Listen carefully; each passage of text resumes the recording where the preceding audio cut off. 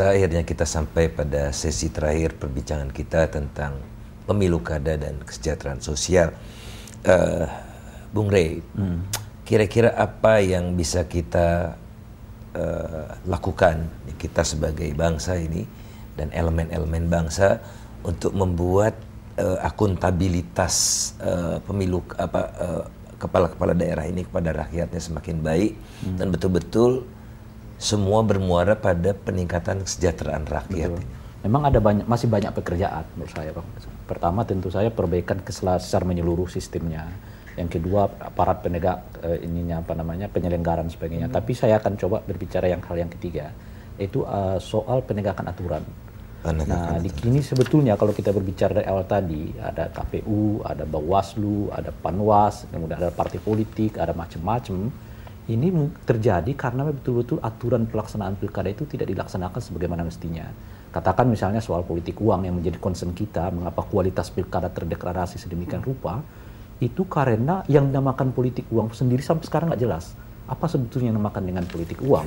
Nah begitu ya didefinisikan dengan politik uang itu justru membuat orang makin bebas untuk melakukan praktek politik uang. Karena per definisi politik uang dalam undang-undang disebutkan adalah orang yang memberi sesuatu baik materi maupun imateri dengan menyatakan meminta suara yang bersangkutan diberikan kepada pemberi begitu. Ya tentu saja tidak ada orang yang mengatakan itu. Jadi kalau saya memberi sesuatu kepada orang lain, titip salam saja, saya tidak dinamakan dengan politik uang. Jadi semakin diformalisasi ternyata apa yang dinamakan politik uang itu makin sulit.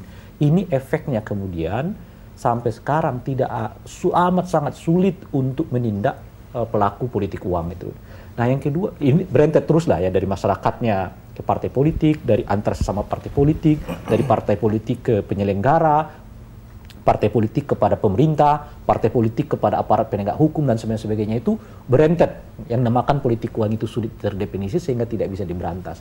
Nah yang kedua yang menjadi sulit bagi saya, menjadi concern saya juga adalah kita tidak pernah menyaksikan satu orang yang karena diberi sanksi misalnya itu ditanggalkan kesertaannya di dalam pelaksanaan pemilu. Meskipun undang-undang tidak pernah ada diskualifikasi. Tidak ada diskualifikasi. Meskipun sebetulnya semua dimaafkan. Semua dimaafkan. Ya. Nah, bahkan kalau semakin besar pelanggaran yang dilakukan, itu semakin besar kemungkinan Anda dimaafkan. Karena kalau sama dengan korupsi ya. Iya. Kalau begitu besar kan hanya ada sanksinya diskualifikasi. Kalau diskualifikasi nggak mungkin. Nah, oleh karena itu mungkin ke depan selain kita secara kuat menegakkan aturan, dan yang kedua adalah memberikan sanksi yang tegas kepada para penindak. Kalau tanpa ini elemen civil society ini hanya menjadi bunga-bunga saja. Jadi kita udah keras mengatakan ini, mengatakan itu, memberi ini, memberi itu, melaporkan ini, melaporkan itu, tetapi semuanya diselesaikan oleh mereka dengan cara-cara yang kesannya demokratik. Jadi tanpa penegakan hukum, tidak ada gunanya aturan, tidak ada gunanya panwas-panwas, itu ada. Pajangan semata. Pajangan. Ya? Bahkan kerja-kerja elemen civil society pun akan terbentur karena hal itu. Bung Yunarto, gimana? Kira-kira tidak jauh berbeda. Kedepannya. Saya katakan tadi ada 4 unsur itu. Terutama barangkali reformasi partai politiknya bagaimana? Satu sebenarnya. Kalau bagaimana calon partai itu akuntabel, kalau partainya tidak akuntabel, ya betul. Gitu loh. Ya susah juga gitu. Ini kan bicara mengenai mengenai adanya distorsi yang masih terjadi mengenai penerjemahan apa itu sistem partai politik di Indonesia begitu ya.